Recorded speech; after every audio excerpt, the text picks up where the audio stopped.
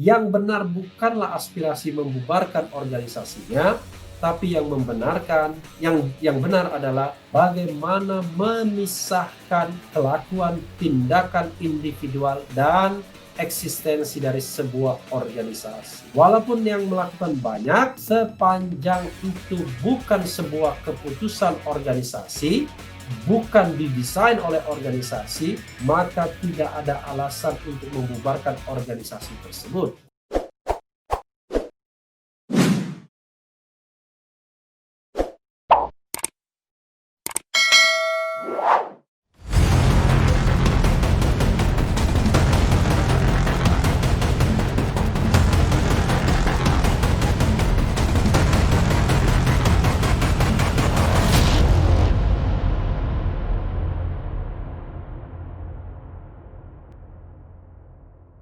Assalamualaikum warahmatullahi wabarakatuh, Sobat RH sekalian. Jumpa lagi kita di channel yang keren ini. Keren cadas, keren cadas. Masih semangat tahun baru. Selamat tahun baru 2021.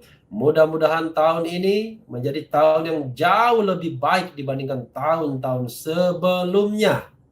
Ya, Sobat Era sekalian, saya tetap menguber berita soal pembubaran FPI. Penting bagi kita untuk belajar logika hukum yang benar. Ya, ini ada pernyataan dari PKS, sebagaimana dilansir kumparan.com.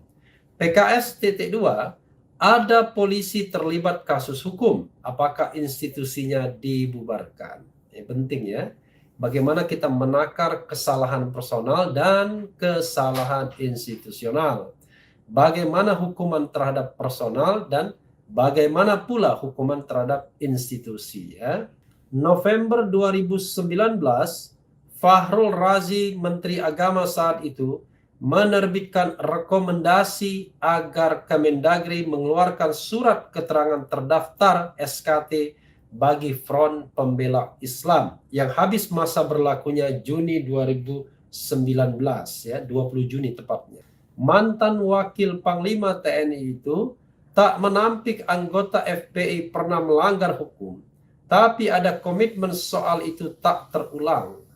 FPI juga menegaskan setia pada Pancasila dan dasar negara, yang membuat Fahrul Razi tak masalah dengan izin FPI sebagai ormas.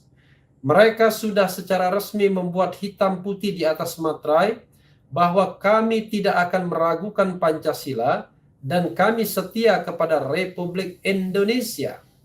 Dan kedua, tidak akan melanggar hukum lagi, tutur Fahrul Razi pada 27 November 2019. Namun, rekomendasi Menak mentok di meja Mendagri Tito Karnavian yang menyebut masih ada hal yang harus dikaji dalam ADART FPI sehingga SKT belum bisa terbit. Sampai akhirnya pemerintah memutuskan FPI bukan saja tak dapat SKT tapi dicap organisasi terlarang. Wakil Ketua Majelis Syuro PKS Hidayat Nur Wahid lalu mengkritisi beragam alasan pemerintah membubarkan FPI yang bukan lagi soal SKT di Kemendagri. Salah satunya menyoal anggota FPI pernah terlibat kasus hukum. Soal anggota FPI terlibat ini itu kan individu yang terjadi juga di kepolisian, misal anggota polisi terlibat narkoba. Terakhir kan kita tahu terlibat juga dalam suap Joko Chandra ya.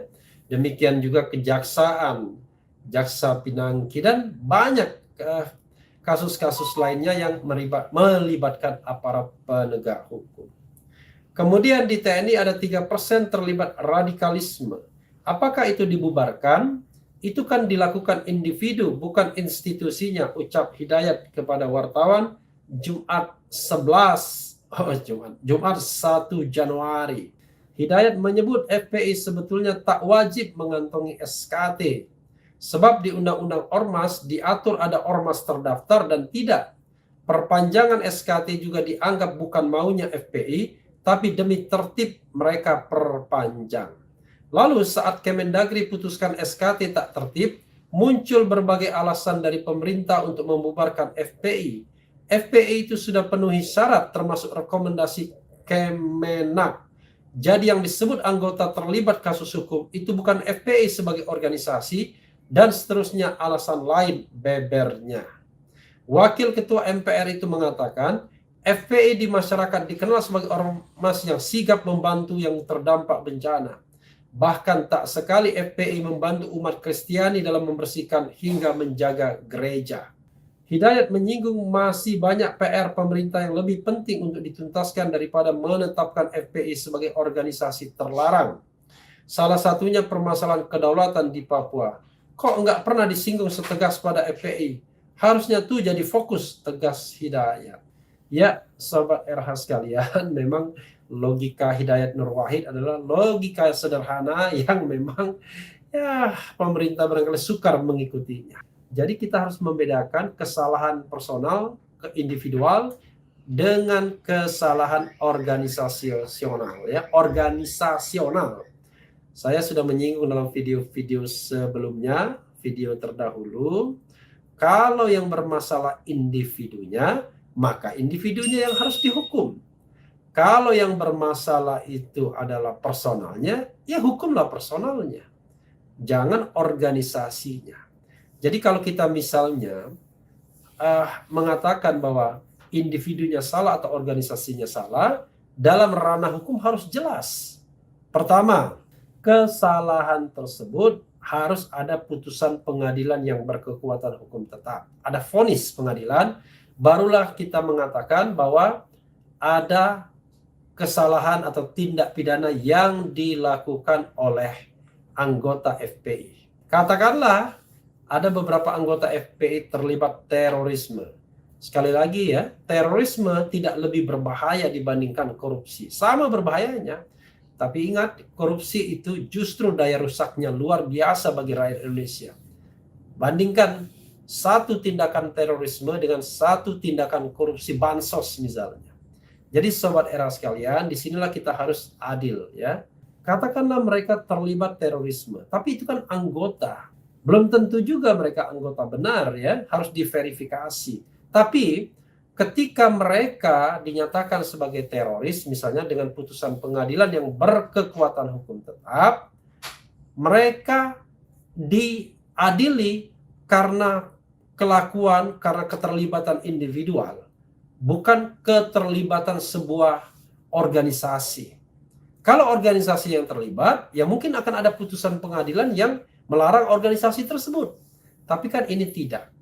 Itu satu hal. Jadi, kalau mengatakan orang bersalah, maka demi hukum harus berdasarkan putusan pengadilan yang berkekuatan hukum tetap, bukan berdasarkan perasaan.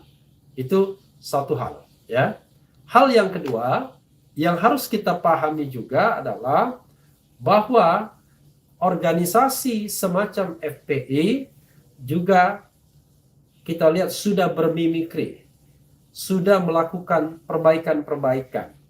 Maka kalau misalnya kita tarik mundur per 21 Juni 2019 ketika FPI belum diperpanjang surat keterangan terdaftarnya, yang menjadi alasan bagi pemerintah yang mengatakan bahwa secara de jure sudah tidak eksis lagi dan sudah dibantah oleh banyak pihak karena eksistensi sebuah ormas tidak digantungkan pada ada tidaknya SKT, surat keterangan terdaftar, termasuk juga badan hukum, karena kita tahu ya bahwa yang namanya organisasi masyarakat itu bisa berbentuk berbadan hukum, bisa tidak berbadan hukum. Dan yang tidak berbadan hukum bisa dia terdaftar, bisa juga dia tidak terdaftar. Ya saya katakan dalam video sebelumnya, saya ketua alumni SMA, ketua alumni S3 tidak perlu juga mendaftar karena kebutuhan untuk mendaftar itu memang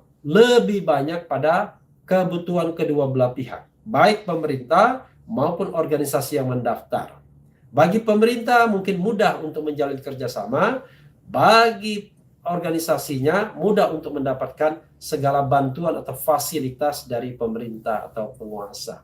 Nah, kalau kita tarik mundur 21 Juni, hari ulang tahun Presiden Jokowi itu ya, hari kematian Bung Karno, 21 Juni 2019 sampai kemudian dibubarkan pada tanggal 30 Desember 2020, maka kita bertanya, kesalahan apa yang dilakukan oleh Front Pembela Islam sehingga pantas diganjar dengan sebuah keputusan yang maha dahsyat, yaitu pembubaran yang merupakan pelanggaran hak azazi manusia dalam kondisi yang normal. Makanya kemudian banyak pakar hukum mengatakan tidak boleh membubarkan organisasi hanya berdasarkan sebuah asumsi atau sebuah informasi yang belum dibenarkan melalui putusan pengadilan yang berkekuatan hukum tetap. Harusnya pemerintah lebih menghormati HAM, menghargai konstitusi untuk memintakan pembubaran tersebut melalui putusan peradilan, putusan pengadilan yang berkekuatan hukum tetap. Tapi soalnya adalah mungkin pemerintah sendiri, penguasa sendiri bingung kesalahan apa yang diperbuat FPI sehingga dia pantas untuk dibubarkan. Misalnya, Sobat Era sekalian, mengenai anggaran dasar dan anggaran rumah tangga FPI. Soal itu adalah soal yang terkait dengan pendaftaran. Jadi, ada keberatan yang disampaikan oleh Mendagri, maka Mendagri sah tidak mau memberikan surat keterangan terdaftar karena Mendagri merasa berkeberatan dengan poin tersebut. Tetapi yang harus dipahami adalah sebagai organisasi mereka tidak tergantung dengan SKT tersebut. Dan kalau misalnya butir-butir yang dipersoalkan Mendagri itu memang dianggap bermasalah, ya serahkan itu ke ranah pengadilan untuk menilainya apakah memang itu merupakan sebuah hal yang patut diganjar dengan pelarangan. Sehingga ada objektifikasi, bukan hak subjektif. Tapi kan pemerintah diberikan hak sanksi administratif, iya. Tapi ingat, sanksi administratif itu terkait dengan pencabutan SKT atau pencabutan status badan hukum sesungguhnya. Bukan pada soal membubarkan dan melarang FPI. Jadi, senjata pemerintah adalah sanksi administratif berupa pembubaran organisasi dengan pencabutan status badan hukum. Jadi yang dibubarkan adalah badan hukumnya, yang diakhiri adalah badan hukumnya atau status atau keterangan terdaftarnya. Tapi eksistensinya tidak boleh dilarang kecuali pengadilan yang memutuskannya. Menurut saya ini jauh lebih clear, jauh lebih menghargai hak asasi manusia. Walaupun pemerintah memiliki kemampuan atau memiliki kewenangan atau sanksi administratif, tapi dalam kasus ini menurut saya pemerintah sudah melampaui kewenangannya, tidak hanya menjatuhkan sanksi administratif, tapi juga sanksi pidana atau sanksi yang sifatnya substantif yang harusnya menjadi kewenangan pengadilan. Dan balik lagi, kalau kita bisa membedakan kesalahan individual dan kesalahan organisasional, maka pertanyaan Hidayat Nur Wahid sangat menohok. Banyak anggota DPR yang sudah dinyatakan korupsi, dan korupsi adalah extraordinary crimes. Kenapa tidak ada aspirasi untuk membubarkan DPR? Banyak anggota partai politik yang sudah dinyatakan korupsi, tidak hanya partai nganu, tapi juga partai ngini, partai ngene. Tetapi mengapa tidak ada aspirasi atau keputusan untuk membubarkan partai politik tersebut? Banyak aparat keamanan yang terlibat tindakan melanggar hukum, mengapa tidak ada aspirasi untuk membubarkan aparat keamanan tersebut atau organisasinya, baik itu kejaksaan maupun kepolisian? Jadi Sobat Era sekalian, yang benar bukanlah aspirasi membubarkan organisasinya, tapi yang membenarkan, yang benar adalah bagaimana memisahkan kelakuan tindakan individual dan eksistensi dari sebuah organisasi. Walaupun yang melakukan banyak, sepanjang itu bukan sebuah keputusan organisasi, bukan didesain oleh organisasi, maka tidak ada alasan untuk membubarkan organisasi tersebut.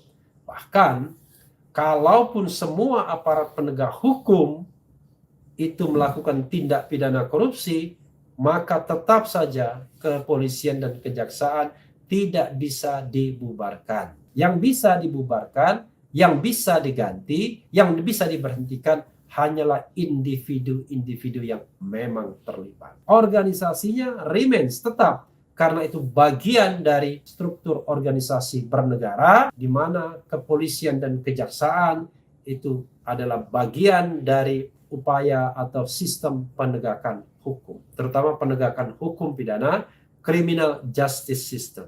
Jadi tidak mungkin dibubarkan. Partai politik mungkin dibubarkan, digantikan oleh partai politik lain. DPR juga tidak mungkin dibubarkan. Yang bisa dilakukan adalah memecat, memberhentikan anggota yang terlibat. Jadi dalam konteks ini kita memang harus jernih berpikirnya, harus jelas berpikirnya. Tidak boleh kebencian terhadap suatu kaum membuat kita berlaku tidak objektif dan tidak fair. Ya, sobat hero sekalian, itu saja. Yang penting tetap di channel ini, karena di channel ini Anda akan dirayu, ditipu, dibaperin, dicecar, diober pula di jalur khusus.